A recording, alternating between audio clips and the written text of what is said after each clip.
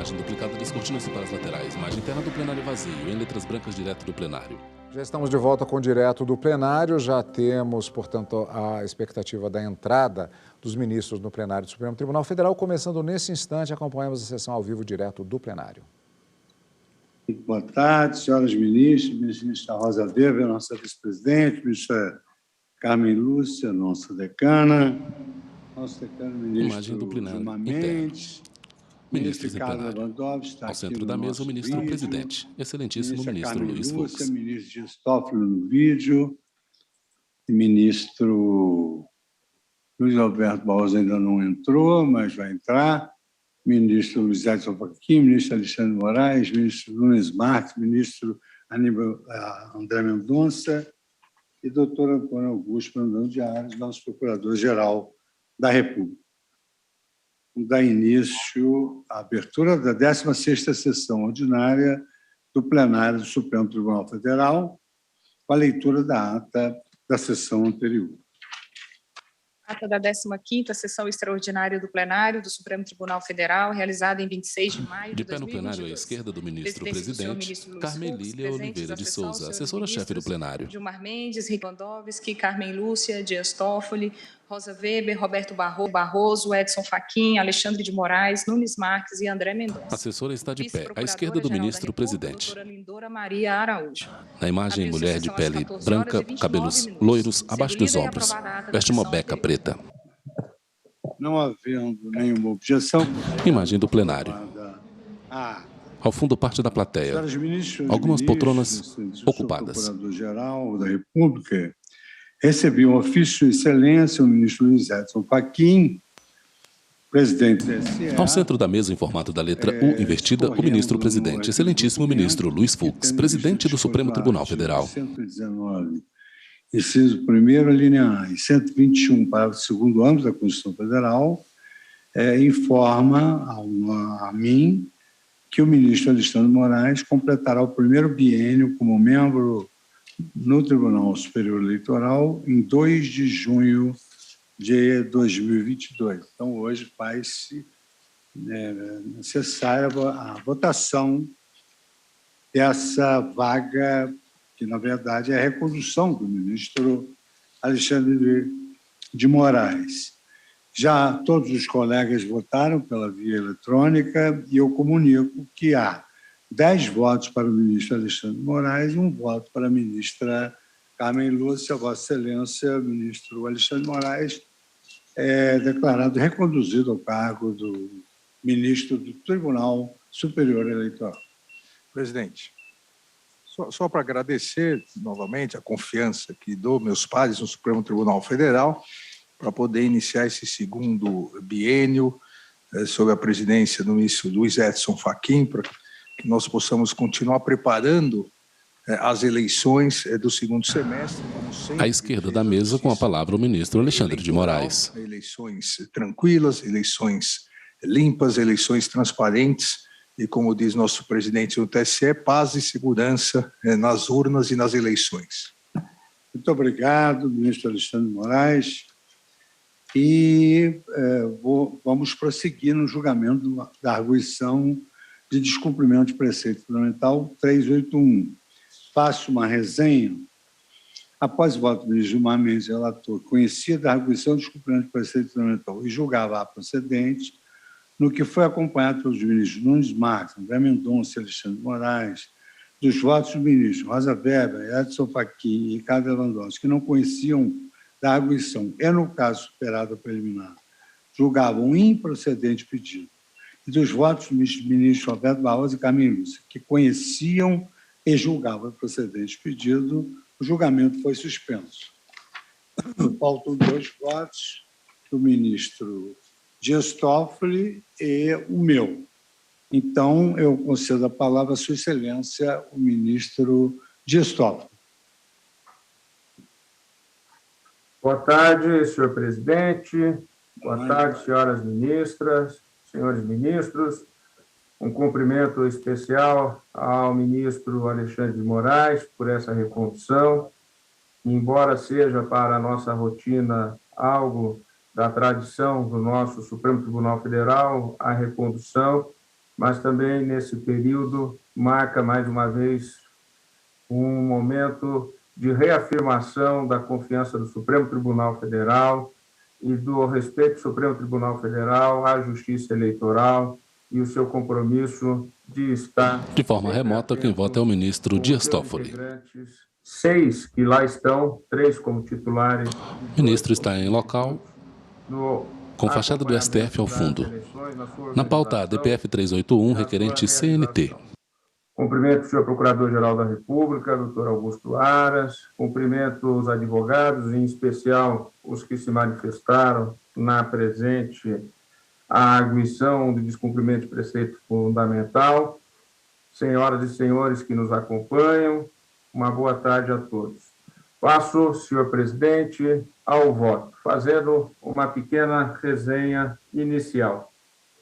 Cuida-se de arguição de descumprimento de preceito fundamental, com pedido de medida cautelar, ajuizada pela Confederação Nacional do Transporte, em face de decisões judiciais proferidas pelo Tribunal Superior do Trabalho e pelos Tribunais Regionais do Trabalho.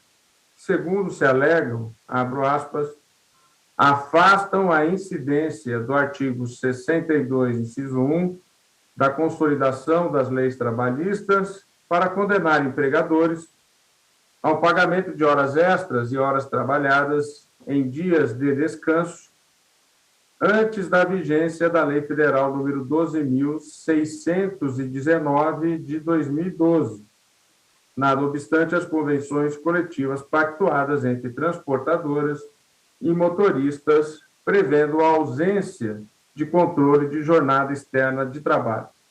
Fecho aspas.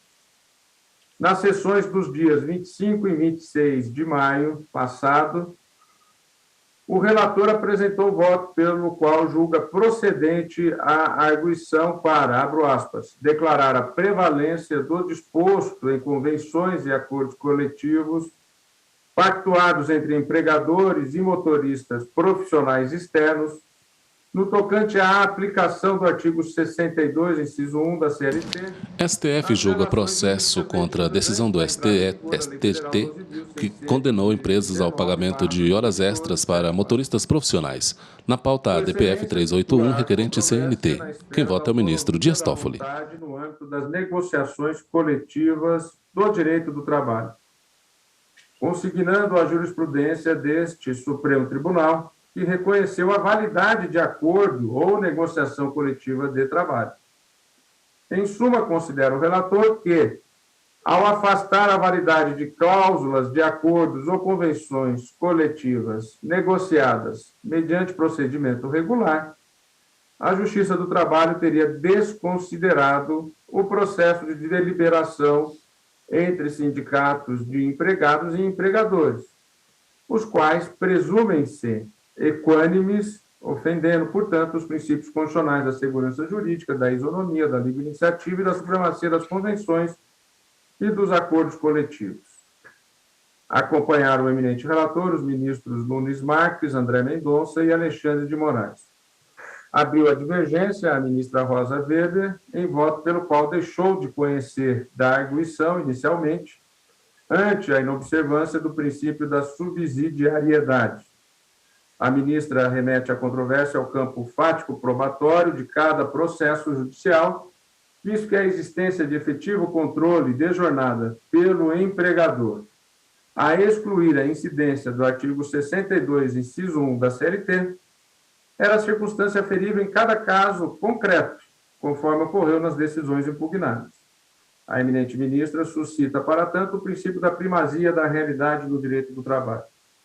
Nesses termos, a matéria controvertida se estabeleceria no âmbito subjetivo, devendo obedecer ao trâmite recursal, o que torna incabível a ADPF. Mas, no caso, Sua Excelência, a ministra Rosa Weber, superada eventualmente a preliminar, o que já temos, porque já temos 6 votos pelo conhecimento, Sua Excelência adiantou que, no mérito, votava, como votou, pela improcedência do pedido, por vislumbrar que as decisões impugnadas teriam promovido a interpretação das cláusulas coletivas à luz das provas dos autos não havendo contrariedade aos preceitos fundamentais indicados pela requerente.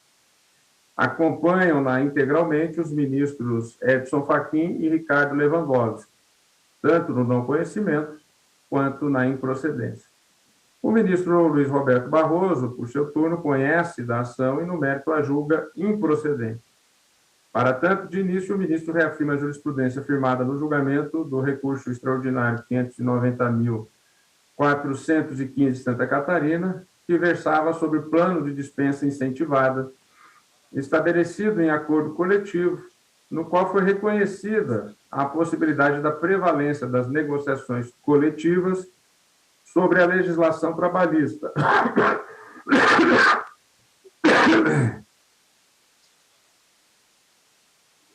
desde que não impactado um núcleo fundamental de garantias constitucionais dos trabalhadores.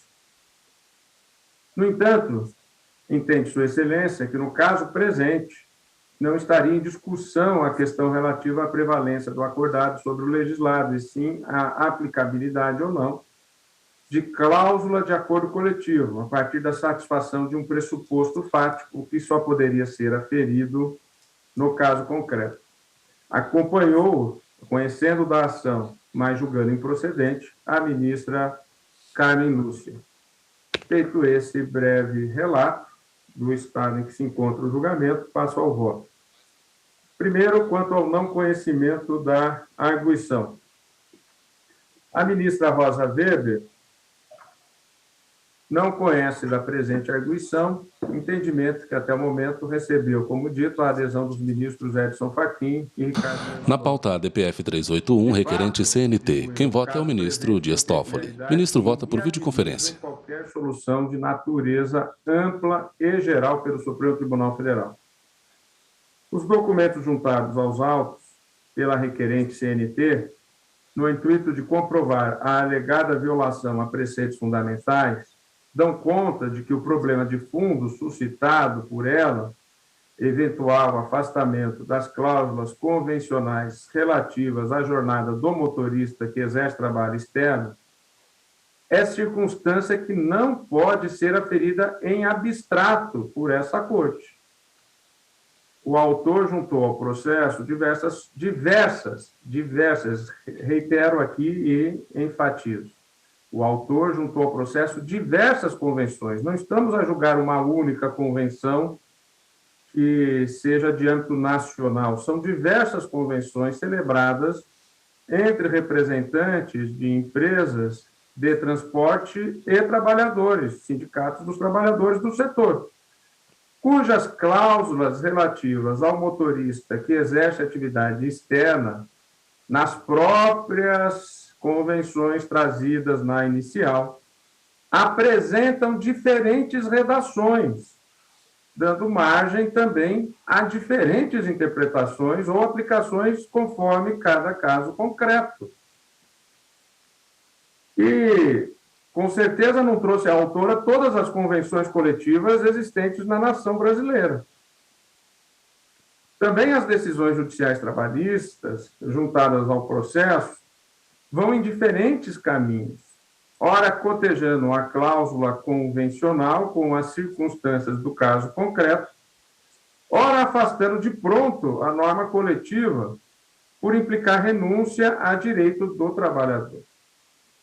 Vejam, tais decisões judiciais não são passíveis, a meu ver, com a devida vênia, tais decisões judiciais não são passíveis de declaração de inconstitucionalidade em bloco pelo tribunal, como requer a confederação autora, sob pena de conferir solução uniforme para situações processuais essencialmente distintas, fundadas em cláusulas de convenções que não têm o mesmo conteúdo, o que certamente não colocaria fim à controvérsia, muito pelo contrário, teríamos que revisitar cada caso concreto.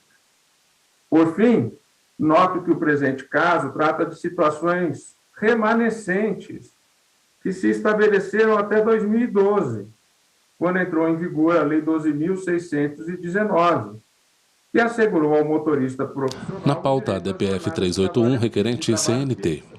Quem vota é o ministro Dias qual deve Toffoli. ser controlada pela lei, pelo empregador. Na imagem, homem branco, cabelos lisos, usa barbas. Veste uma toga preta sobre os ombros. Fala por videoconferência. Está em local com fachada do STF ao fundo. Tendo em vista que já constam 6 votos pelo conhecimento da ação, passaria a proferir meu voto no mérito. Mas não. Eu sigo, senhor presidente, votando no mérito. No mérito, peço vênia ao eminente relator e aos ministros que o acompanham para aderir à conclusão da divergência iniciada pela ministra Rosa Weber, julgando improcedente a arguição. Observo que o Supremo já se manifestou acerca da amplitude da autonomia coletiva da vontade, reforçando-a sob a sistemática da repercussão geral.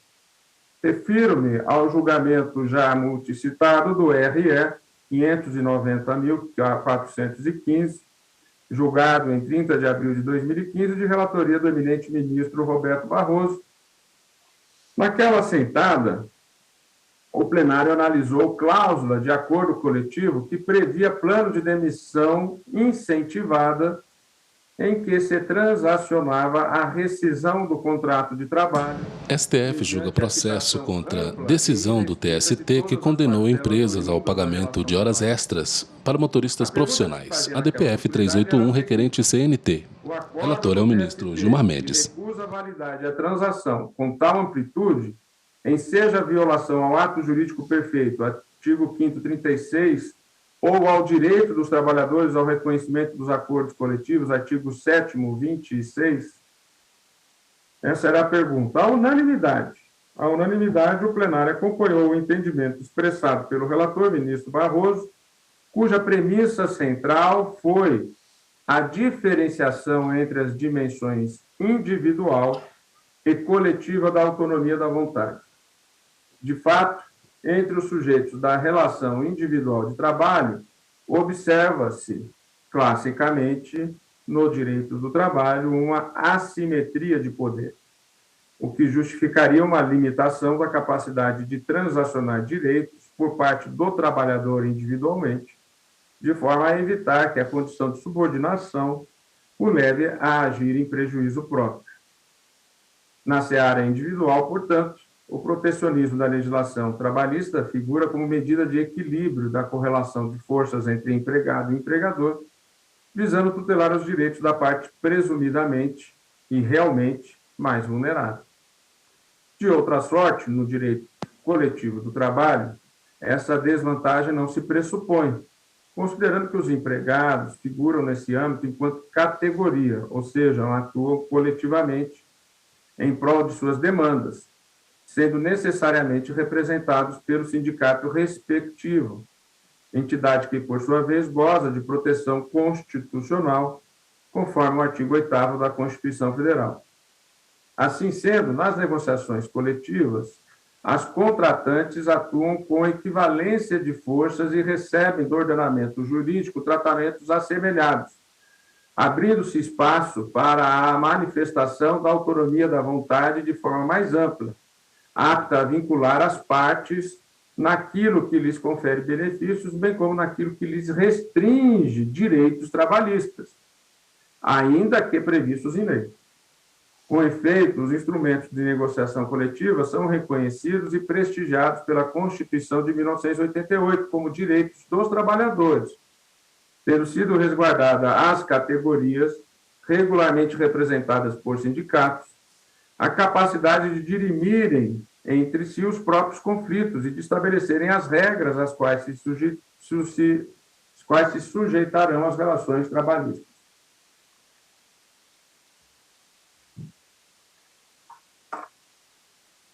Destaque, diferentemente do que acontece no campo da relação individual de trabalho, a autonomia coletiva da vontade se manifesta com maior amplitude, embora, por óbvio, encontre limites no ordenamento constitucional. Assim, a liberdade negocial no direito coletivo do trabalho pode ser exercida desde que não vulnere um patamar civilizatório mínimo. Patamar civilizatório mínimo, eu cito entre aspas, de garantias fundamentais como consignado no voto do RE 590-415, pelo ministro relator Roberto Barroso. O ministro Gilmar Mendes, por sua vez, em seu douto voto aqui proferido, trouxe como premissa maior de sua conclusão a prevalência das convenções e dos acordos coletivos sobre as normas previstas na legislação ordinária. O eminente relator assim concluiu a partir da interpretação de uma série de julgados do próprio STF acerca de matérias correlatas, decisões que tiveram como ponto de partida a relevância conferida pela Constituição à autonomia coletiva da vontade. Na linha de tais premissas do voto do relator, também eu reconheço que o exercício da autonomia coletiva da vontade na estipulação de normas trabalhistas foi prestigiado pela Constituição de 1988, consoante se depreende do próprio artigo 7º da Carta, o qual, ao enumerar os direitos dos trabalhadores rurais e urbanos, em vários de seus incisos, remete à possibilidade de negociação coletiva. Nesse sentido, destaca o inciso 13 do artigo 7º, o qual confere ao trabalhador o direito a, abro aspas, duração do trabalho normal, não superior a 8 horas diárias e 44 semanais, facultada a compensação de horários e a redução da jornada mediante acordo ou convenção coletiva de trabalho. Fecho a citação.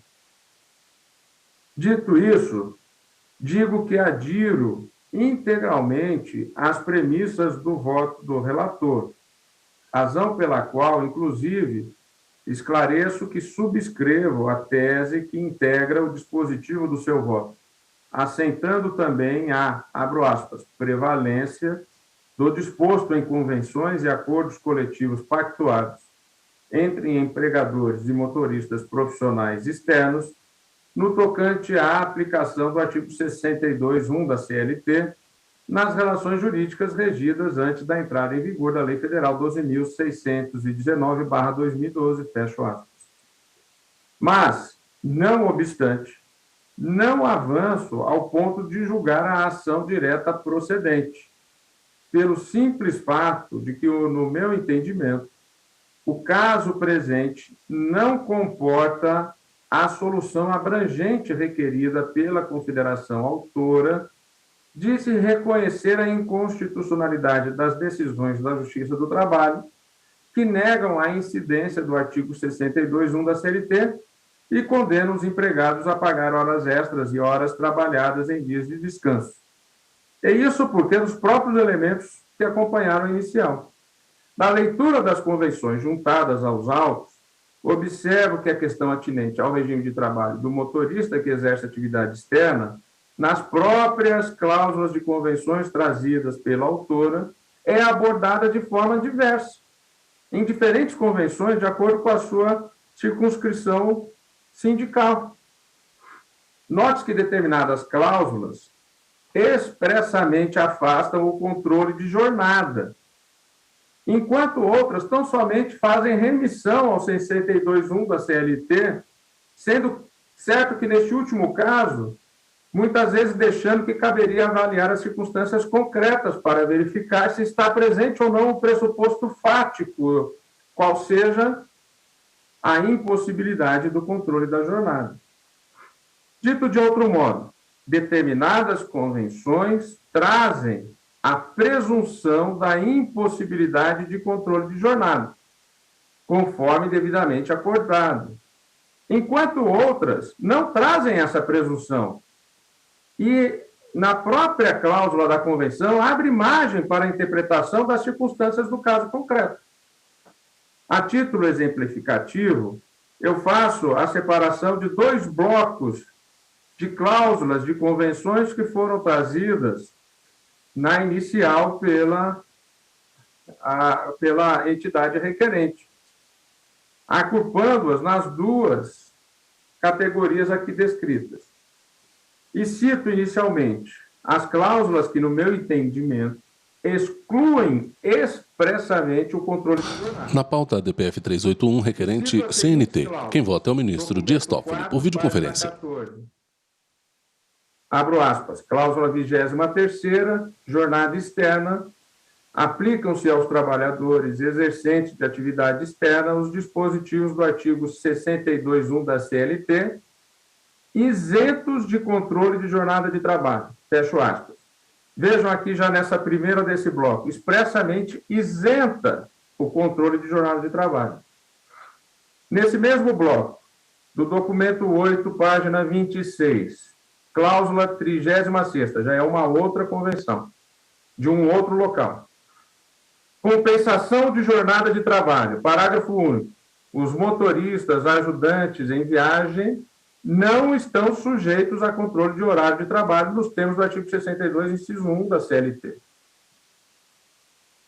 Documento 9, página 5. Uma outra convenção. Cláusula 6ª, despesas de viagem. 6.2, motoristas viajantes, horas extras. Ficam expressamente acordados entre as partes que os motoristas que viajam em rota interestadual, intermunicipal, sem qualquer controle de jornada de trabalho, estes enquadram-se nas regras contidas no 62.1 da CLT, não fazendo jus ao pagamento de horas extras. Fecho aspas e fecho com essas 3 cláusulas de 3 convenções distintas, um bloco primeiro, em que está expressamente consignado que realmente aqui não haveria a condição de um controle da jornada externa e, portanto, a convenção está clara no sentido de afastar a possibilidade desse controle. Mas, na própria inicial, eu passo a citar agora várias cláusulas que apenas e tão somente remetem ao artigo 62.1 da CLT, sem deixar claro expressamente aquilo que estão nessas 3 cláusulas que volto a dizer. Na primeira que citei, documento 4, página 14, isentos de controle de jornada de trabalho. A segunda do primeiro bloco, documento 8, página 26, não estão sujeitos a controle de horário de trabalho. E a terceira do primeiro bloco, documento 9, página 5, não fazendo jus ao pagamento de horas extras. Aqui eu não teria dúvida, se todas as convenções brasileiras, eminente ministro Gilmar Mendes, tivessem essas cláusulas em acompanhá-lo, julgando procedente a ação. Mas a própria inicial traz cláusulas, outras convenções, melhor dizendo, com cláusulas distintas, que apenas fazem remissão ao 62.1 da CLT. E passo a citá-las. Documento 6, página 17. Cláusula 15ª, artigo 62.1 da CLT. Para os empregados que exercem atividade externa, incompatível com a fixação de horário de trabalho, as empresas poderão proceder à contratação nos termos do disposto no artigo 62.1 da CLT, devendo tal condição constar em seu contrato de trabalho, bem como de anotação em sua carteira de trabalho e previdência social e no registro de empregados. Pois bem, aqui eu já teria que entrar no caso concreto, verificar se está ou não anotado na carteira de trabalho e previdência social. Por isso que, até inicialmente, eu não conhecia, assim como a eminente ministra Rosa Weber, da ADPF.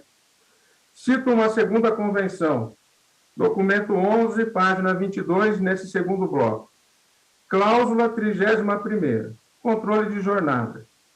Estão excepcionados, conforme artigo 62 da CLT, os trabalhadores, inclusive e de modo especial, os motoristas e ajudantes que exercem atividade externa incompatível com a fixação de horário de trabalho, devendo tal condição ser anotada na carteira de trabalho. STF julga processo contra a decisão do TST que condenou empresas ao pagamento de horas extras para motoristas profissionais. ADPF 381, requerente CNT. Cláusula 20ª, jornada de trabalho, parágrafo 2º. Fica estabelecido e ratificado que todos os motoristas profissionais que exercem atividades externas atenderão ao artigo 62, inciso 1 da CLT.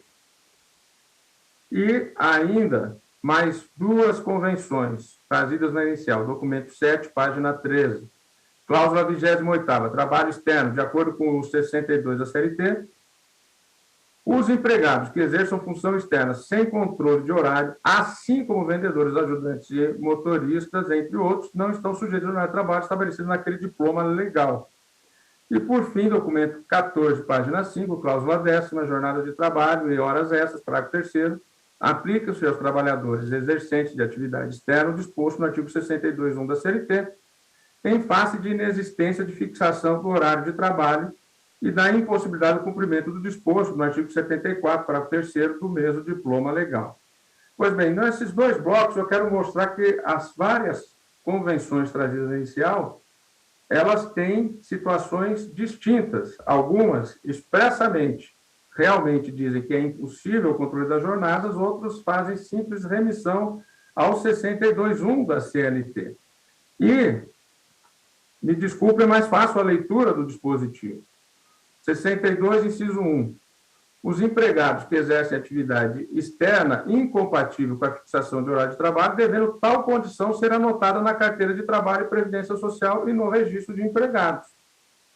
Feita a citação, e os dois blocos de cláusulas de convenções que foram trazidas pela própria autora inicial, eu anoto que o dispositivo não exclui, e aqui me refiro ao inciso 1 do 62, ele não exclui de uma maneira objetiva nenhuma categoria do regime que trata da duração normal do trabalho, mas refere-se aos empregados que exercem atividade externa incompatível com a fixação deste horário de trabalho. Pois bem, a aferição da compatibilidade da atividade do empregado com a estipulação de uma jornada de trabalho que possa ser fiscalizada pelo empregador, por sua vez, é matéria de prova a ser aferida em cada caso concreto individualmente considerado.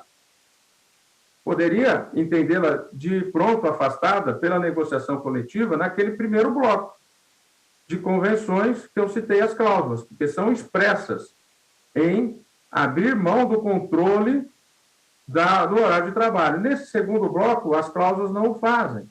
E aí depende-se de prova, se está ou não está anotado na carteira e no registro de empregados, como diz o próprio dispositivo do inciso 1, artigo 62 da CLT. Portanto, a meu ver, com as mais respeitosas vênias, as decisões judiciais da Justiça do Trabalho que procedem a essa análise à luz de cláusula convencional remissiva ao 62.1 da CLT, não estão negando validade aos referidos acordos coletivos, que apenas determinaram a sua incidência. Pelo contrário, tais decisões promovem a interpretação do dispositivo de acordo com as provas produzidas nos autos, de forma a verificar se o trabalhador litigante poderia ou não ter sua jornada fiscalizada pelo trabalhador, se estava ou não anotada na sua carteira e no registro de empregados, se o controle de jornada é ou não compatível, naquele caso concreto, com a atividade externa exercida, porque não estava explicitamente na cláusula afastada a sua possibilidade de não recebimento de horas extras, como no primeiro bloco citado, desculpe a repetição. Não se trata, portanto, em tais casos, de aplicar uma lógica da relação individual de trabalho ao âmbito das negociações coletivas, negando-se-lhes vigência, mas de extrair das cláusulas em escrutínio a interpretação condizente com cada realidade concreta. Por outro lado, naqueles casos em que o acordo coletivo afastou expressamente,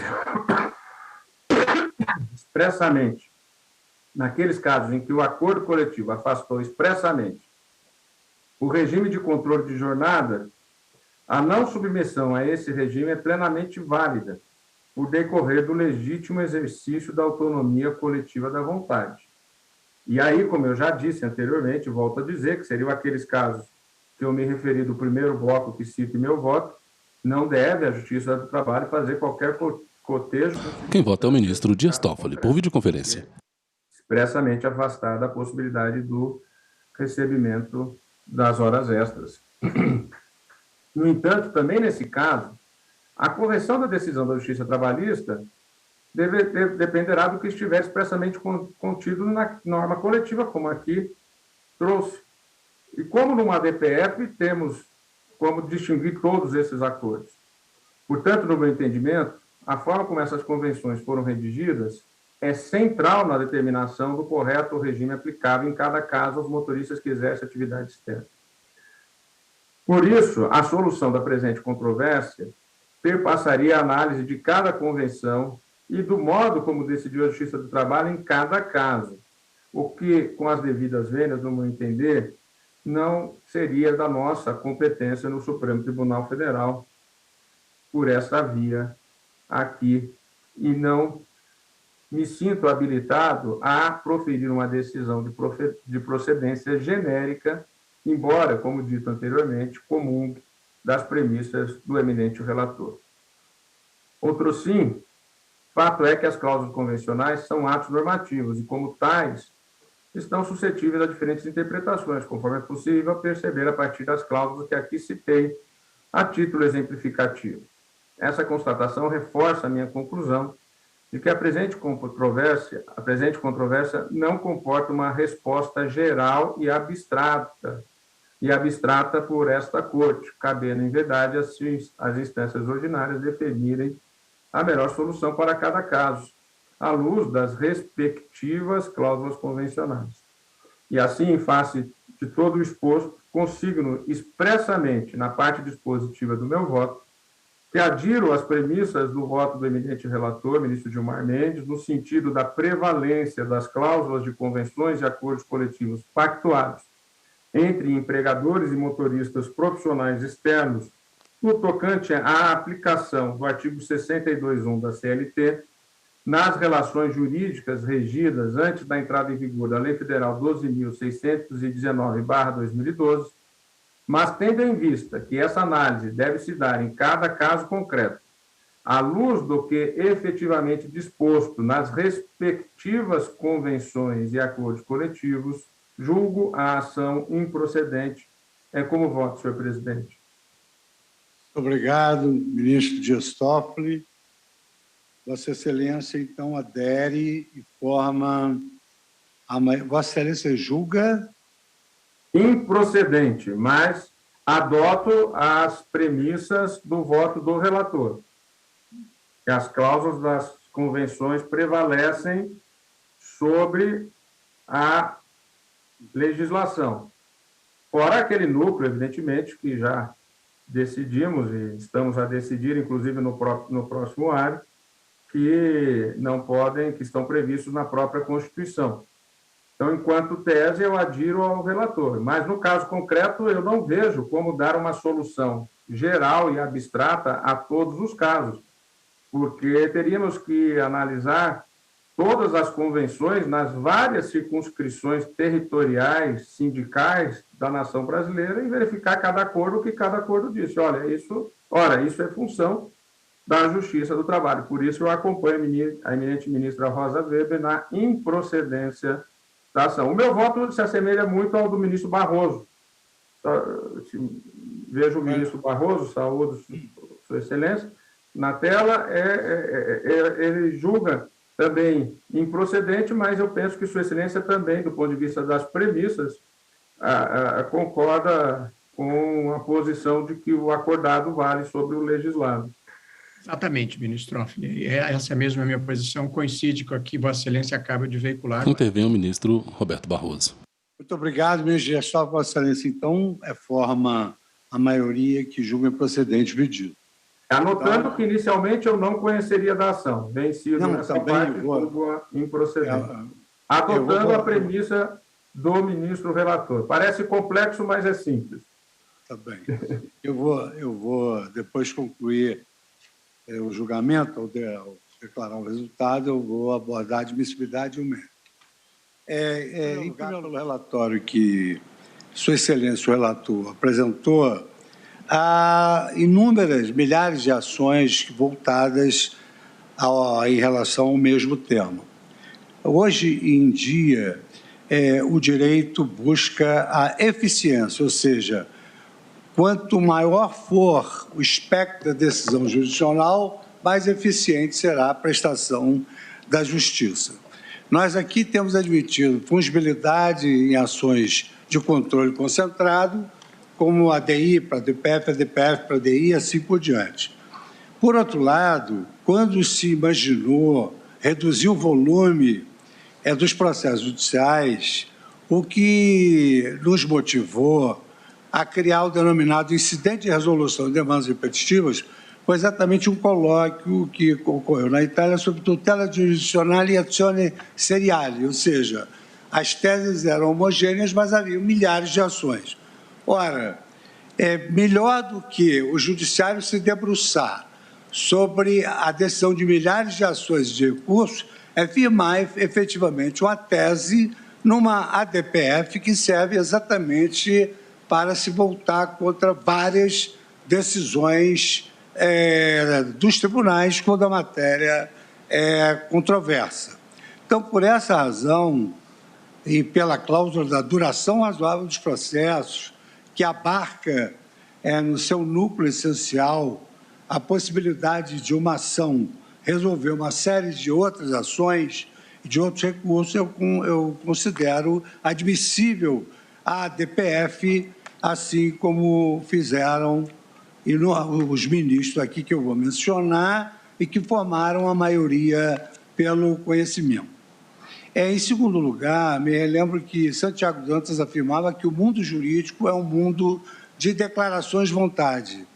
E a obediência às declarações de vontade é sinônimo de segurança jurídica, que é uma cláusula pétrea que a Constituição Federal garante e que hoje é um grande anseio do Brasil. Aqui e alhures, o que se discute hoje é efetivamente segurança jurídica, previsibilidade, porque ninguém vive sem segurança jurídica, ninguém vive sem previsibilidade.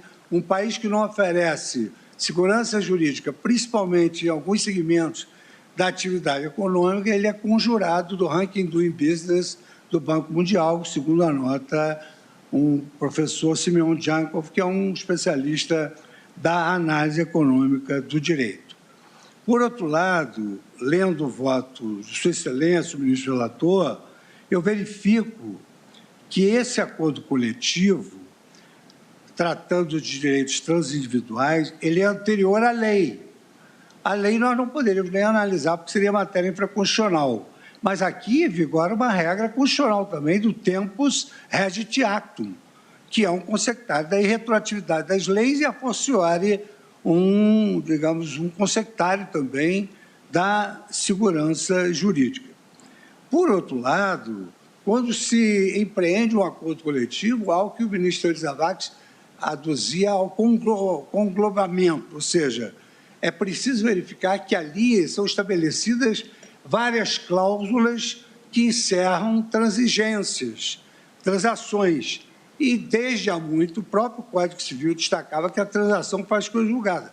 O Código atual, ele veda a anulação das transações, tal como se faz em relação à coisa julgada, em respeito também à segurança jurídica. Leio aqui na página 43 o voto do eminente ministro relator, que, no ponto, a reforma trabalhista explicitou, incluiu o artigo 611-A, parágrafo 2º, a consolidação do direito do trabalho, que é a inexistência expressa de indicação de contrapartidas recíprocas em convenção coletiva ou acordo coletivo do trabalho não ensejará sua nulidade por não caracterizar um vício do negócio jurídico. Isto é, não é preciso explicitar de quais direitos empregador e empregados estão abdicando ou quais vantagens estão adquirindo. Todo instrumento em seu conjunto, por ter a participação sindical, presumem-se deliberados de maneira equânime e não podem ser interpretados apenas em determinados aspectos isoladamente. Convenções e acordos coletivos negociados mediante procedimento regular com chancela de representantes dos trabalhadores devem ser respeitados e valer como lei efetiva, a reger as relações empregatícias. E isso é efetivamente uma realidade, tanto assim que a norma constitucional ela permite que a convenção coletiva suprima alguns direitos e não suprima outros. Então, leio aqui na Constituição Federal que, no inciso 13º, a duração do trabalho pode ser pactuada mediante acordo ou convenção coletiva. Mais ainda, não há nenhum arranhão a um direito constitucional aqui. E a Constituição Federal chega mesmo, no artigo 7º, a admitir a irredutibilidade do salário, salvo o disposto em acordo ou convenção coletiva, ou acordo coletivo. E não é ao centro da mesa, em formato da letra U invertida, o ministro-presidente, o excelentíssimo ministro Luiz Fux.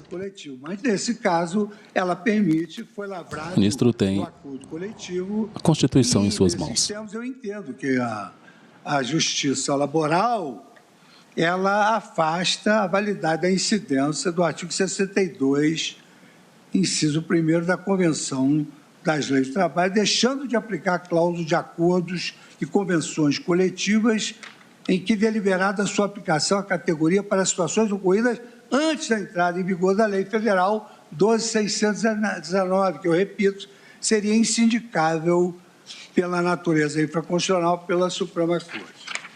Então, por essas razões, e vejam que os salários são necessários vitae, e a lei permite que a convenção coletiva disponha diferentemente. Não respeitar a convenção coletiva, ela é um sinônimo de insegurança jurídica, que é tudo que o país não precisa nesse momento do seu soerguimento econômico após esse flagelo da pandemia. Por essas razões, eu estou aderindo à tese dos que conhecem a DPF e, ao mesmo tempo, estou aderindo à tese do eminente relator e julgando procedente o pedido. E, por essa razão, eu proclamo o resultado. Pedido da DPF conhecido por maioria, vencidos a ministra Rosa Weber, o ministro Edson Fachin, o ministro Ricardo Lewandowski e o ministro Dias Toffoli. Julgada improcedente o pedido da DPF, nos termos do voto da divergência aberta pela ministra Rosa Weber, que foi acompanhada pelo ministro Edson Fachin, Roberto Barroso, Carmen Lúcia, Ricardo Lewandowski e Dias Toffoli. Vencidos os ministros Gilmar Mendes, relator, ministro Nunes Marques, ministro André Mendonça, ministro Alexandre de Moraes e ministro Luiz Fux, lavrará o acórdão a ministra. Senhor presidente. Pois não. Senhor presidente. Pois não. Por favor, se me permite. Tem a palavra, ministro Dias Toffoli. Quando se proclama nos termos do voto da ministra Rosa Weber, não necessariamente eu concordei com todas as premissas. Então, nos termos dos votos divergentes, a partir do voto da ministra Rosa Weber. Eu estou anotando isso. Porque o meu voto não foi um voto aderente totalmente ao voto da ministra Rosa Weber em algumas das premissas de Sua Excelência. Mas na conclusão, mas nós aferimos a procedência ou a improcedência pela conclusão do voto. Senhor presidente. Vossa Excelência pode concluir o voto no sentido da divergência, muito embora tenha as suas próprias razões para fazê-lo. Pelo que eu entendi, Vossa Excelência manifestou que não era nem caso de conhecimento pelo Supremo, quer por se tratar de legislação infraconstitucional, quer por ser matéria fático-probatória. Foi o que eu entendi, mas que as premissas... Eu julguei o presidente nos termos do meu voto, não do voto da ministra Rosa Weber. Era isso que eu gostaria que ficasse consignado. Presidente, me permite? Só colocar onde Vossa Excelência colocou nos termos do voto divergente da ministra Rosa Weber, colocar nos termos dos votos divergentes. Está bem. Resolvido o problema. Resolvido o problema. Senhor presidente, me conceda, por favor, a palavra? Pois não. Eu quero tranquilizar tanto o ministro Dias Toffoli quanto o ministro Luiz Roberto Barroso. Com a palavra, a ministra Rosa Weber, vice-presidente do STF. Óbvio que, assim como fiz naquele julgamento dos quilombolas, que eu terminei de redatora designada, e havendo uma diversidade de fundamentos que ensejaram uma determinada conclusão, eu vou, inclusive, destacar na própria ementa do julgado. E não poderia ser diferente, senhor presidente, porque, na verdade, tanto o ministro Dias Toffoli quanto o ministro Luiz Roberto endossam a tese e as premissas do voto do ministro Gilmar Mendes, quanto à prevalência do negociado sobre o legislado, que não é a minha posição, nem a do ministro, por exemplo, Luiz Edson Fachin, né, que eu recordo do voto. Então, na verdade, por óbvio, isso aí tem que ficar registrado na própria ementa e a conclusão ser um juízo de improcedência nos termos dos votos proferidos por todos. Os votos divergentes, Vossa Excelência, não tem nenhuma posição a que eu assim proclame o resultado. Nenhuma. Tanto mais que é tradicional de Vossa Excelência fazer incluir as manifestações. O que a ministra Rosa Weber está dizendo é ter uma cautela que sempre devemos ter quando colocamos na ementa, porque muitas vezes fica alguém redator para o acórdão e coloca a sua posição prevalente sem considerar todas essas posições nuançadas que aqui foram colocadas. E como ela acaba de dizer, esse cuidado tem que ter o redator. Tanto é que no passado nós já até discutimos a necessidade de a ementa ser depois referendada, né, por conta de que aqui estão partes que no futuro serão citadas, né, como se fossem posições do tribunal. Eu só queria fazer até uma observação no distinguishing que fez o ministro Dias Toffoli, né, ele, na verdade, chegaria quase que a uma procedência parcial, porque Sua Excelência separou os blocos, não é? Mas, em suma, também tem que se ter uma solução, né, presidente? No final, em nome da segurança jurídica que Vossa Excelência...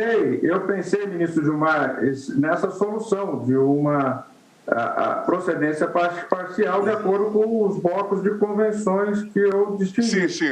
Mas aí eu faria prevalecer uma posição pessoal sobre posições coletivas. Não, entendi. Exatamente porque Vossa Excelência separou os blocos das convenções e entendeu que algumas atendiam aos requisitos e outros citavam o artigo 62.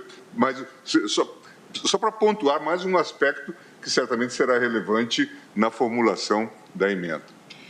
E, senhor presidente, por isso é que, com todo respeito à posição da maioria que prevaleceu, eu não conhecia da DPF, porque entendo que até atenderia a colocação do ministro Dias Toffoli, que, de resto, me acompanhou. Ou seja, alguma daquelas normas coletivas, pelo sentido, poderiam ensejar um juízo de procedência, mas outras não. Obrigado, ministra Rosa Weber. E a relatoria está em boas mãos, presidente. Está em boas mãos, exato. Então, eu proclamo o resultado. A maioria conheceu da DPF vencidos ministra Rosa Weber, Edson Fachin, Ricardo Lewandowski e Dias Toffoli, e, por maioria, julgavam improcedente o pedido nos termos dos votos proferidos, divergentes.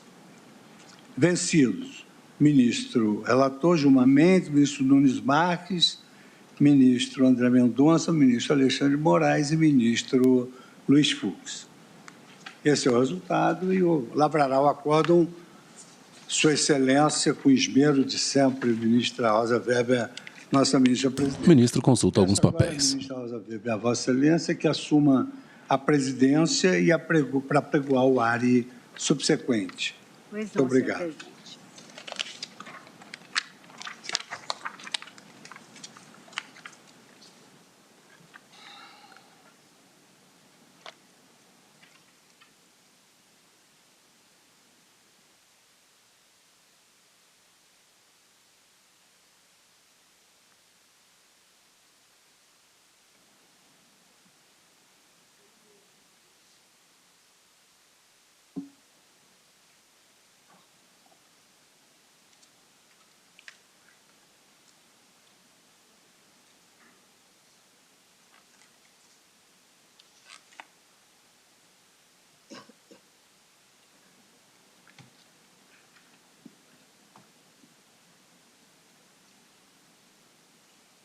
Assume a cadeira da presidência a ministra Rosa Weber, vice-presidente do STF.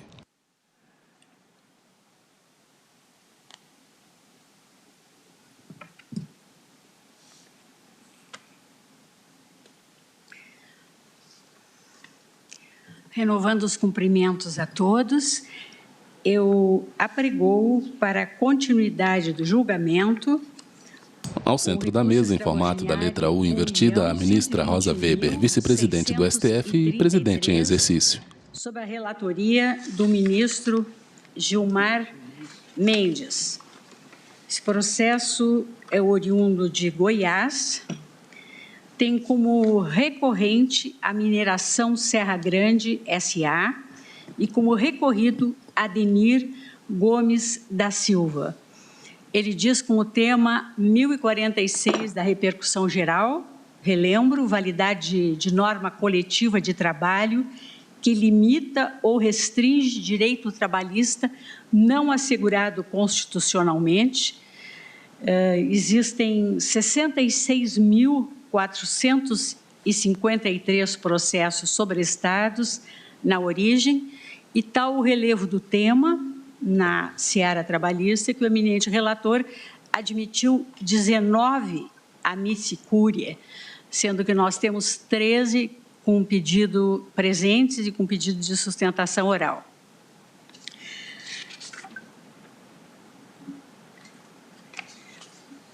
Posso?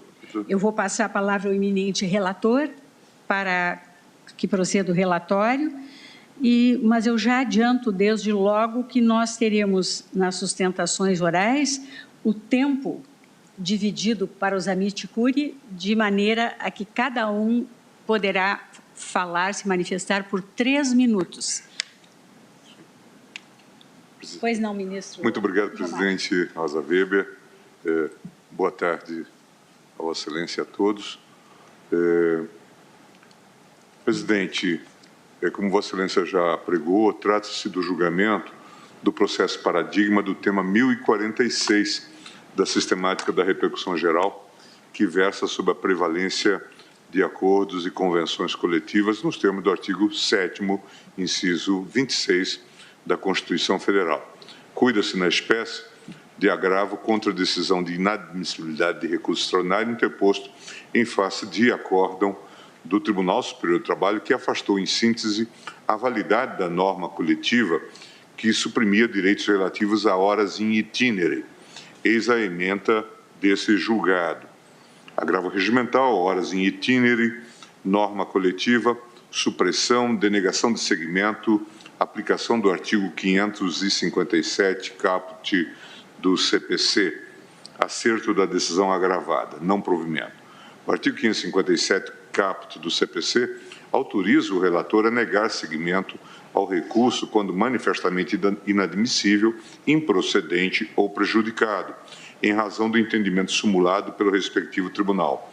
Na hipótese, negou-se seguimento ao agravo de instrumento em razão de o acórdão regional se encontrar em consonância com a súmula 90, inciso 2.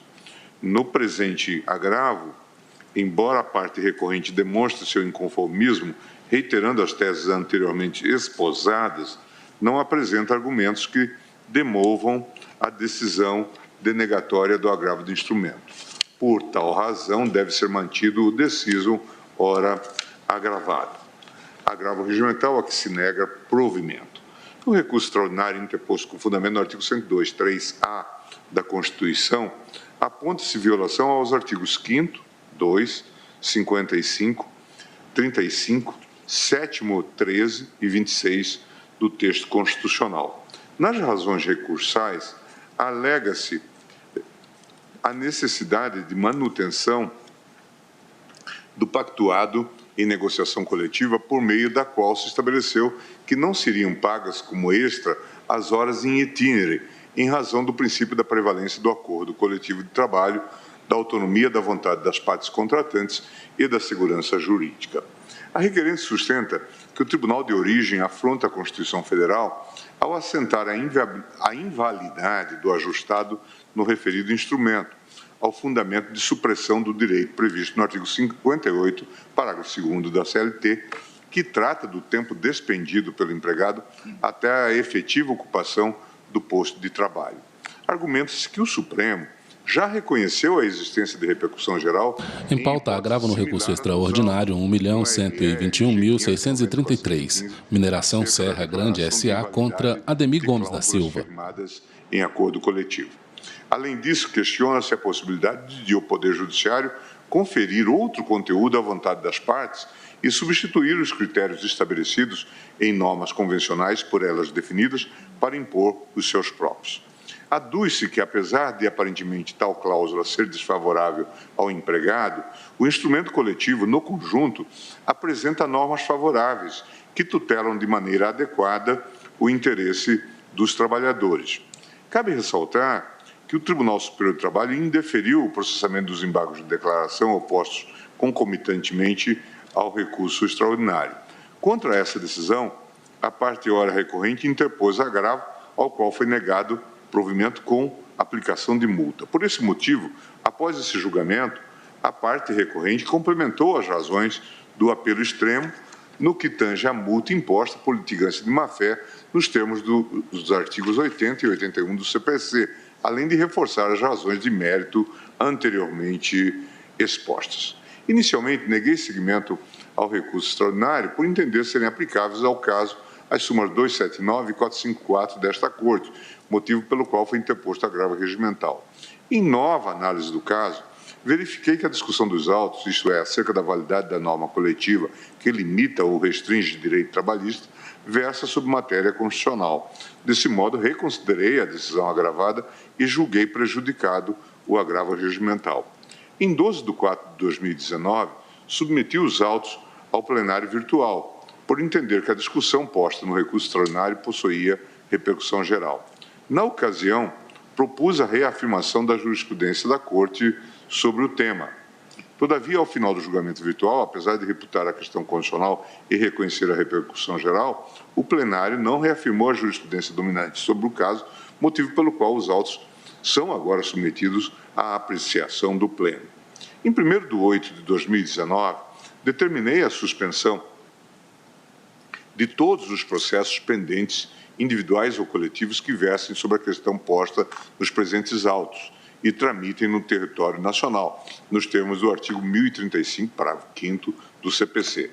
Tendo em vista a referida determinação, o Tribunal Superior do Trabalho, em 10 de 10 de 2019, decidiu, por maioria, suspender a tramitação de todos os processos que tratam da validade da norma coletiva que limita ou restrinja direito trabalhista não assegurado pela Constituição da República. Em 31 de maio de 2022, neguei pedidos de tutela provisória incidental requeridos para que fosse aplicado o tema 1046 a demandas que versam sobre cláusulas de acordos e de convenções coletivas que dispõem sobre cota legal destinada à aprendizagem profissional de jovens. Reitero, nesse ponto, que tal questão não guarda estrita relação com o apreciado na presente demanda. A Procuradoria-Geral manifestou-se pelo não conhecimento do recurso e, caso conhecido, pelo provimento para julgar improcedente o pedido formulado na ação. Admitir o ingresso de diversas entidades no feito na condição de amici curiae. Esse é o breve relatório, presidente. Muito obrigada, ministro Gilmar Mendes. Eu concedo agora a palavra para falar pela recorrente, Mineração Serra Grande S.A., ao doutor Mozar Vitor Russumano Neto, que está presente por Com a palavra, a ministra Rosa Weber, vice-presidente do STF e presidente em exercício. Revendo o doutor Mozar Vitor Russumano Neto. Prazo de 15 minutos. Obrigado, excelência. Excelentíssimo senhor ministro presidente Luiz Fux, excelentíssima senhora ministra vice-presidente Rosa Maria Weber, excelentíssimo senhor ministro relator Gilmar Mendes, a quem tive a honra de chamar de professor na UNB, egrégio Supremo Tribunal Federal. O processo em questão, ele tem uma relevância ímpar na Justiça do Trabalho, porque vai ditar as relações o rumo das relações trabalhistas e o papel desempenhado pelos sindicatos. Advogado assume a tribuna virtual para sustentação oral. Mas, além dessa importância, tem uma outra, essa de cunho pessoal. Porque a sustentação oral em questão... Ao fundo, estante com livros e objetos. Meu pai, Vitor Russomano Júnior. Processos sobre acordo coletivo de trabalho que prevê o não pagamento das chamadas horas inteiras. Então, a responsabilidade e a honra de realizar esse ato. Eu gostaria de render homenagens a ele, trazendo para essa sustentação as diversas conversas que eu tive com ele nos últimos tempos, antes dele falecer. E nelas a gente acabava discutindo, nesse processo, e duas questões me chamaram muito a atenção. Eu gostaria de apresentá-las a vossas excelências, porque elas são muito bem aplicadas ao caso concreto. A primeira questão seria a dissonância entre o princípio protecionista e o princípio da autonomia coletiva, ambos do direito do trabalho.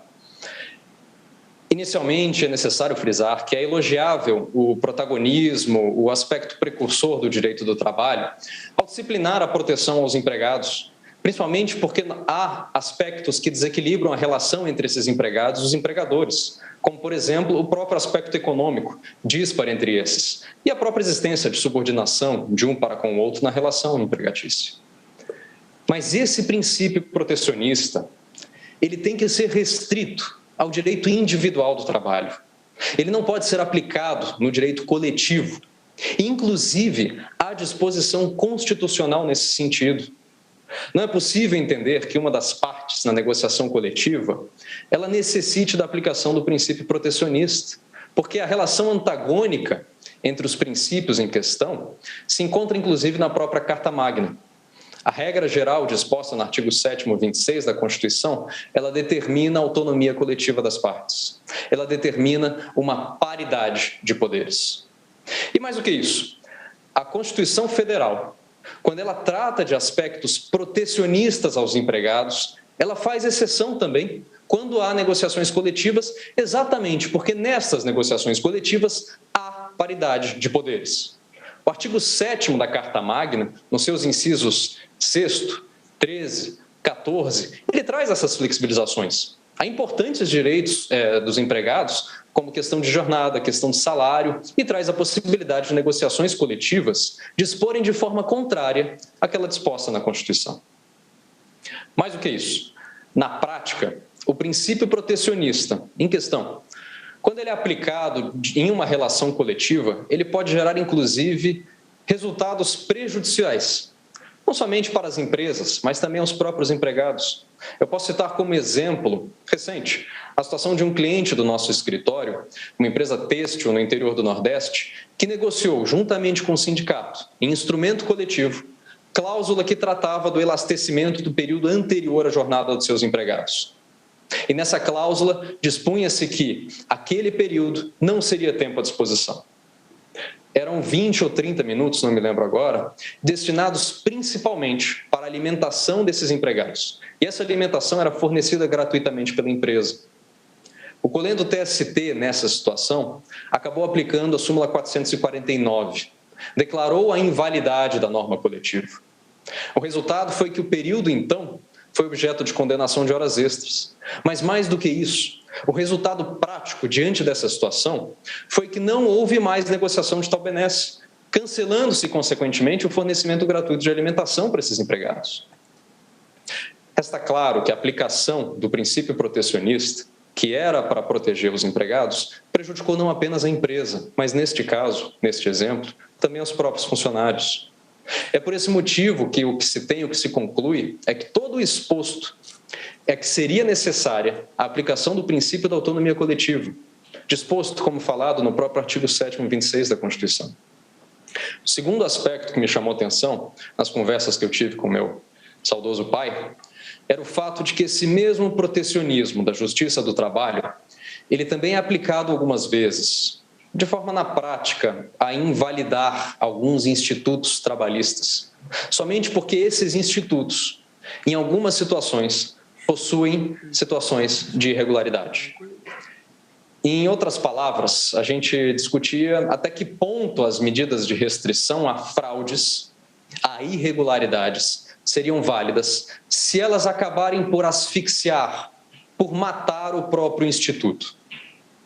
Na negociação coletiva, assim, o fato de que, em alguns casos, pode haver fraudes ou irregularidades, ou até como no caso anterior, agora discutido, violações constitucionais, isto não pode servir de condão a presumir má-fé ou então a invalidar o princípio da negociação.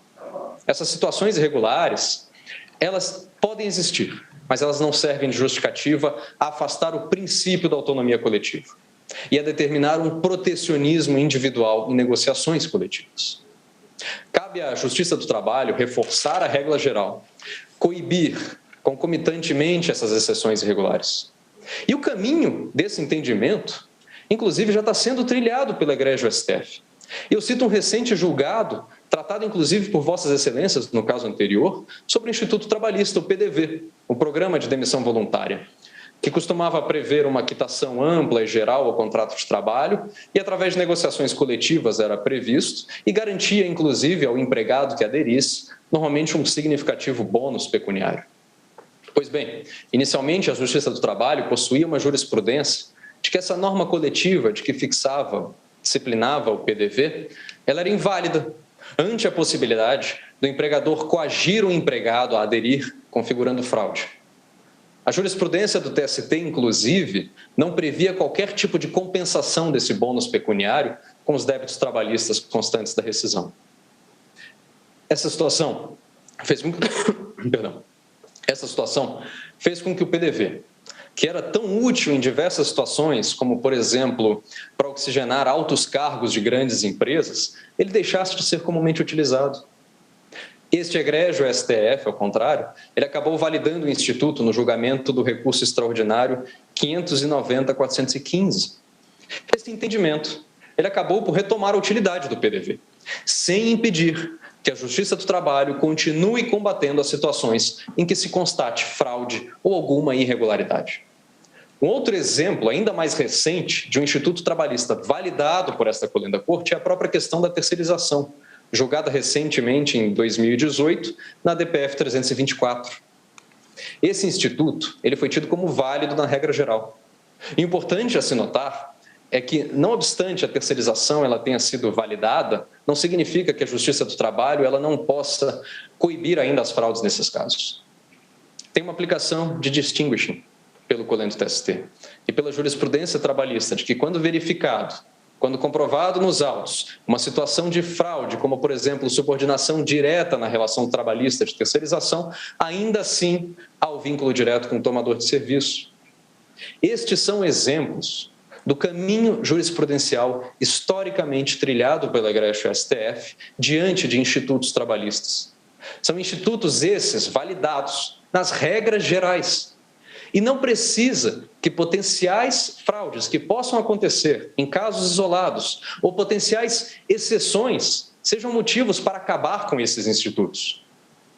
E esse mesmo entendimento de validação da regra geral, ele tem que ser aplicado neste caso em particular, afastando-se a aplicação do princípio protecionista e garantindo a observância ao princípio da autonomia coletiva. Tratadas essas premissas, a gente, então, volta os olhos exatamente aos detalhes do caso. Na pauta agravo no recurso extraordinário 1.121.663, Mineração Serra Grande S.A. contra Ademir Gomes da Silva. E volta ao trabalho. E o pagamento de horas extras como horas in itinere nesse período. O colendo TST, ele aplicou a seguinte tese, e eu cito: o sistema de proteção e prevalência da autonomia privada e coletiva encontra limites nos princípios e normas que compõem o ordenamento jurídico como um todo. Dentre eles, limita-se a atuação dos sindicatos no tocante a cláusulas abusivas e que dispõem a respeito de renúncia de direitos. A elasticidade da norma coletiva é autorizada, desde que não tenha como consequência a supressão do direito instituído por norma legal. Neste contexto, esta colenda Corte Superior possui entendimento, segundo o qual o artigo 58, parágrafo 2º da CLT, é considerada norma de ordem pública, não podendo, assim, ser fruto de transação entre as partes negociantes a supressão da matéria nele preceituada. Em suma, quando o TST ele possui um entendimento de que quando uma norma coletiva ela flexibiliza ou suprime um direito previsto em lei, teria uma renúncia a esse direito. Mas, data vênia, essa é uma aplicação do princípio protecionista trabalhista, que, como vimos, não pode ser aplicada no âmbito coletivo, porque no âmbito coletivo as partes negociantes elas se encontram em pé de igualdade. Elas possuem paridade de poderes, inclusive conforme própria disposição da Constituição Federal. Dessa forma, uma cláusula coletiva que flexibiliza um direito legal, ela não pode ser traduzida como uma renúncia a esse direito, porque neste instrumento coletivo, certamente há concessões e certamente há benefícios mútuos por ambas as partes. Um exemplo inequívoco, o próprio caso concreto. A gente discute a validade, nesse caso, de uma única cláusula coletiva, que em tese teria suprimido um direito previsto em lei favorável aos empregados. Mas essa análise, ela acaba não verificando, ela acaba ignorando todo o conteúdo do instrumento coletivo, que tem outras 33 cláusulas, e dentre estas cláusulas, diversos benefícios concedidos na negociação pela empresa para os empregados. Apenas a título de exemplo, eu tenho aqui abono salarial, auxílio material escolar, refeições, plano de saúde, plano de assistência odontológica, auxílio funeral, gratificação e adicional de horas extras de 75%. Nesse cenário, não é possível verificar a existência de uma renúncia de um direito, puramente, mas sim de que partes, em igual poder, disposto constitucionalmente, negociaram concessões mútuas e benefícios mútuos. Também a gente não pode afirmar ou presumir que os empregados, diante deste número muito superior de benefícios, estariam em uma situação pior do que estaria caso esse instrumento coletivo deixasse de existir. Fica claro que declarar a validade da cláusula em questão, a declaração da validade do negociado sobre o legislado, em si, ela permite uma maior efetividade nas relações coletivas. Ela traduz em mais benefícios a ambas as partes, empresas e empregados. E, por fim, eu gostaria apenas de acrescentar algumas finais considerações, inclusive trazendo a este caso uma peculiaridade de julgamento, porque normalmente se julga a regra geral e o que se tem no caso é que a exceção que normalmente vem posteriormente acabou vindo antes. Ao contrário do julgamento que acabou de se encerrar da ADPF 381, neste caso não há dificuldades de medida em relação à ADPF, que tratava de interpretações de diversas cláusulas. Neste caso, há uma única tese de supressão de direito, que inclusive já não mais se encontra na redação atual do artigo 58 da CLT, no parágrafo 2º, e mais do que isso, neste caso, não há violação constitucional direta. Se está tratando de um direito infraconstitucional, suprimido, tirado por uma norma coletiva, e neste caso não há os óbices trazidos e há uma ratificação, inclusive, do fundamento dos votos dos excelentíssimos ministros Barroso, da excelentíssima ministra Carmen Lúcia e agora, recentemente, ainda hoje, do excelentíssimo ministro Dias Toffoli. Mais do que isso, a declaração de invalidade das normas coletivas, de prevalência do legislado sobre o negociado, ele acrescenta à Justiça do Trabalho um número significativo de litígios judiciais. Aumenta o princípio, ao aumento da insegurança jurídica, porque a própria negociação entre as partes, ela pode ser questionada posteriormente, inclusive pelo próprio sindicato, muitas vezes, que firmou o próprio instrumento coletivo. Caso se declare a validade da norma coletiva, ao contrário, e eu estou encerrando, não há um afastamento do protecionismo ou do protagonismo da Justiça do Trabalho que vai continuar coibindo as exceções, vai continuar coibindo as fraudes, da forma como vem fazendo e como, inclusive, acabou de ser feito pela egrégio STF, numa situação que claramente não se inseria diante do cenário de uma norma infraconstitucional alterada ou suprimida por norma coletiva. É necessário uma adaptação, uma atualização da negociação coletiva do trabalho, acenando para as regras modernas da Justiça do Trabalho. E por esses elementos, por essas questões, é necessário o provimento do apelo para um reconhecimento do negociado sobre o legislado. Pelo provimento. Obrigado. Obrigada, doutor Mozar Vitor Russumano Neto. Concedo agora a palavra ao doutor Mauro de Azevedo. Ministra Rosa Weber, vice-presidente do STF e presidente em exercício na sessão. Por tê-lo na tribuna e que falará pelo recorrido Adenir Gomes da Silva. Também 15 minutos, doutor Mauro. Muito obrigado, senhora presidente. Cumprimento Vossa Excelência, cumprimento os excelentíssimos ministros, a ministra Carmen Lúcia, o excelentíssimo senhor Procurador-Geral da República, os advogados presentes. Gostaria de iniciar... Mauro de Azevedo Menezes, advogado pela Amicus Curiae. Deixando claro que... O advogado também fala por videoconferência. Foi dito agora há pouco, o tema não constitui... Está em local com móveis e ambiente. Repetição da discussão... Processo sobre acordo coletivo de trabalho que prevê o não pagamento das chamadas horas interim. Trabalhista heterônoma. Essa matéria foi, de fato, já tratada na repercussão geral do recurso extraordinário 590-415, tema 152, mas essa não é a essência da atual discussão. A discussão, ela trata, nessa repercussão geral, da desnecessidade eventual de explicitação de compensações na negociação coletiva. Isso consta da proposta de tese apresentada pelo excelentíssimo relator, de que os acordos e convenções coletivas deveriam ser observados, mesmo afastando ou restringindo direitos trabalhistas, independentemente da explicitação de vantagens compensatórias ao direito flexibilizado ou eliminado. Então, é preciso distinguir. Não se trata aqui de admitir-se ou não a autonomia privada coletiva. Já se admite, a jurisprudência da Corte vai nesse sentido. Mas o que não foi dito há pouco, e é preciso elucidar essa questão para que o julgamento seja feito em torno da questão trazida pelo eminente relator, inclusive, na época, ao plenário virtual, como uma tentativa de reafirmação de jurisprudência tida por dominante, e, na época, o plenário virtual, por 6 votos a 5, entendeu que era uma questão nova, não era uma questão que emergia do tema 152, porque, evidentemente, excelências, não é possível deixar de explicitar as compensações na negociação coletiva.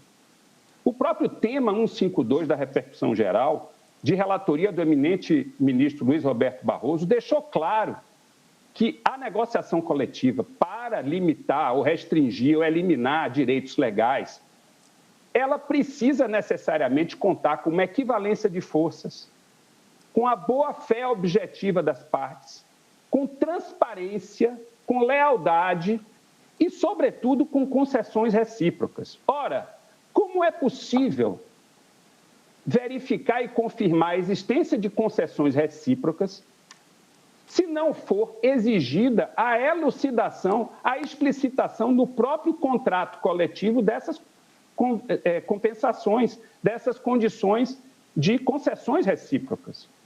Então, essa é uma garantia, até eu diria, e chama atenção, melhor dizendo, trago a colação de Vossas Excelências, sobretudo dos ministros Luiz Roberto Barroso, Dias Toffoli e Carmen Lúcia, que estão naturalmente preocupados em reafirmar a linha adotada pelo tema 152, eu chamo a atenção que um contrato de índole coletiva no Brasil, ele gera efeitos para quem não é associado.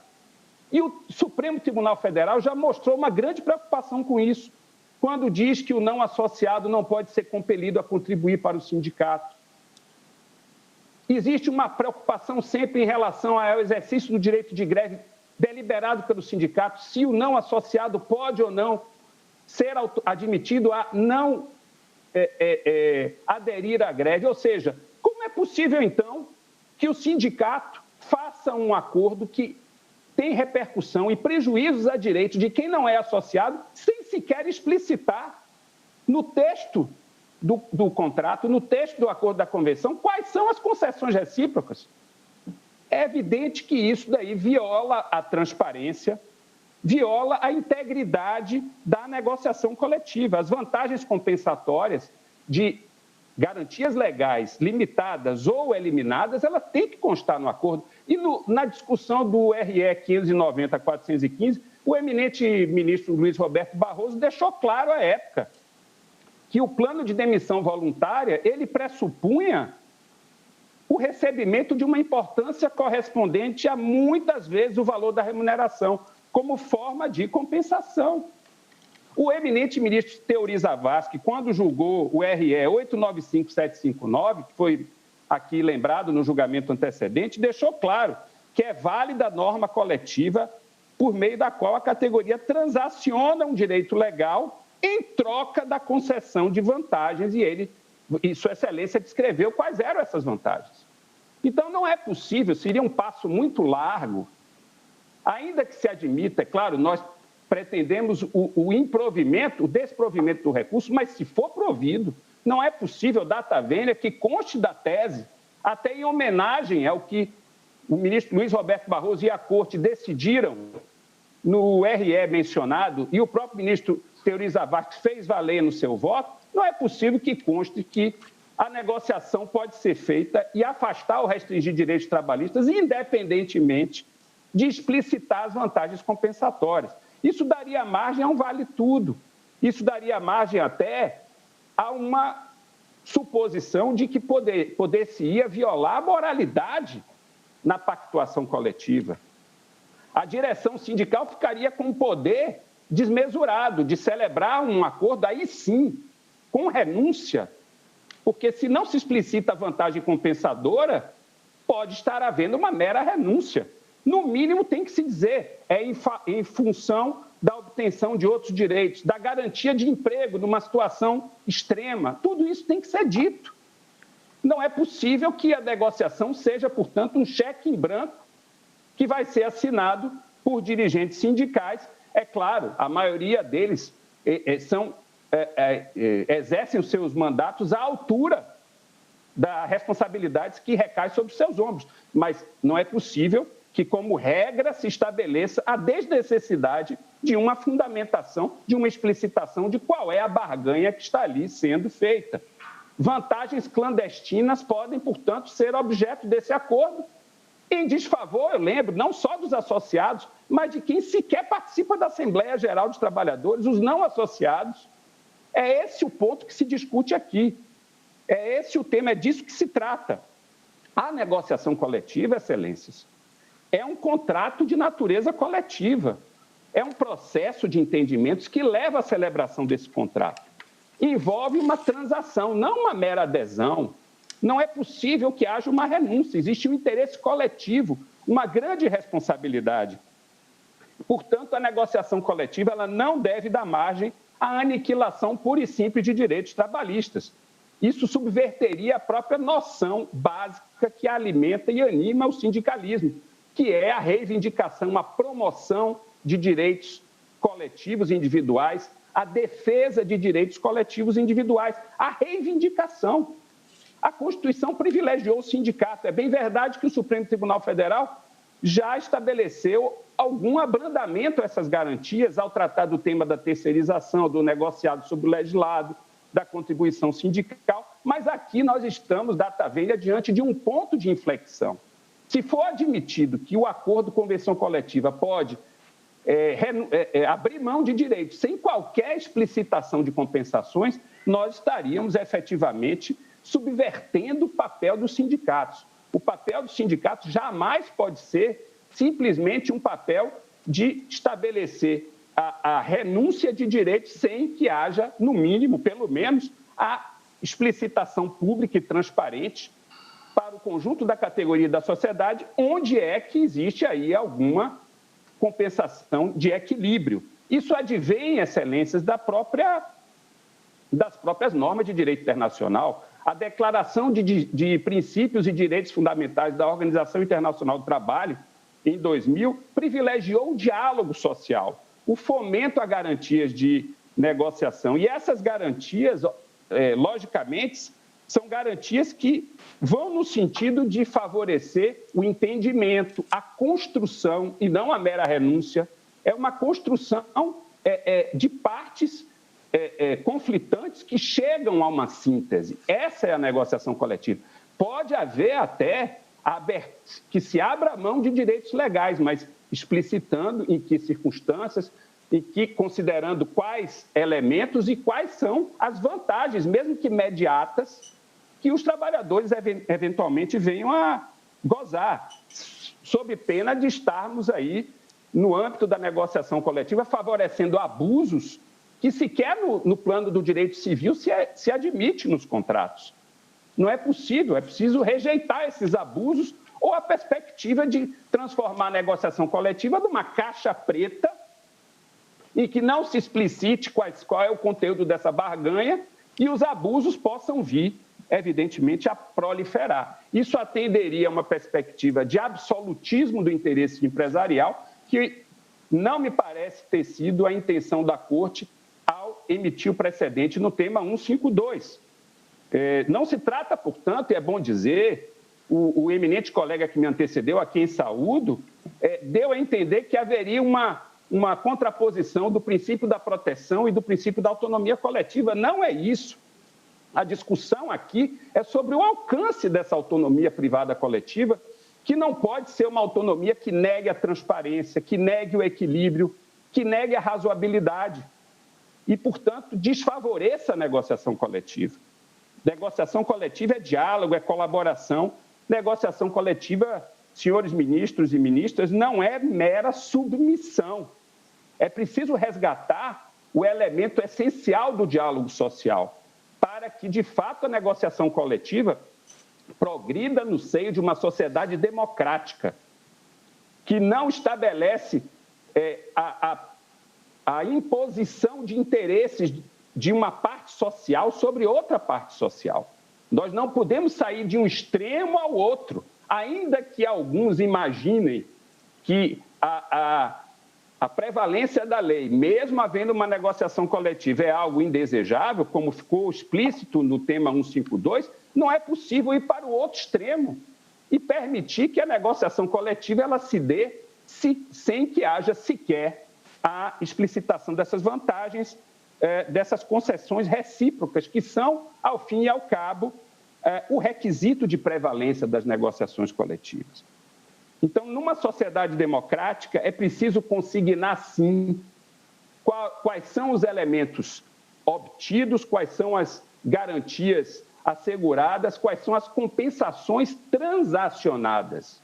Negociação coletiva é uma transação. Esse caráter sinalagmático que foi lembrado do julgamento antecedente precisa ser levado em conta, até para permitir, na esteira da preocupação trazida pelo ministro Dias Toffoli, pelos ministros Carmen Lúcia, Luiz Roberto Barroso e, evidentemente, pela prolatora e relatora do voto antecedente, ministra Rosa Weber, eminente, a preocupação no sentido de garantir a lealdade e a transparência na negociação coletiva, para que esse discurso de modernidade não seja um discurso vazio, que, na verdade, oblitere a existência da imposição ainda mais severa do forte sobre o fraco.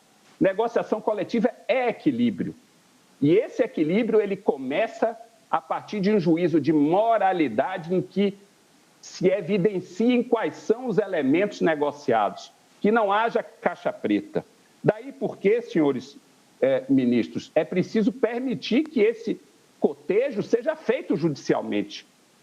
Foi dito também no julgamento antecedente pelo meu eminente colega Alberto Pavie, que é preciso permitir que o Poder Judiciário faça o seu crivo. E esse foi o elemento preponderante no julgamento anterior. Evitar que haja, portanto, uma generalização, que concordo com o eminente presidente, que não está aqui presente nesse julgamento, ela é sempre desejável desde que os elementos suficientes para que se generalize o caso estejam presentes. Generalizar aquilo que atende a essências distintas resulta, evidentemente, numa disfunção do sistema. Então, é preciso permitir que o Poder Judiciário, e há uma justiça especializada para isso, a Justiça Trabalhista, faça o seu cotejo, inclusive levando em conta esse elemento essencial dos contratos coletivos, que são as compensações. o próprio Comitê de Liberdade Social Sindical da OIT, no verbete 941, diz: a negociação coletiva envolve um processo de concessões mútuas. Como saber se há concessões mútuas? Na pauta, área 1.121.633, mineração Serra Grande S.A. contra Ademir Gomes da Silva.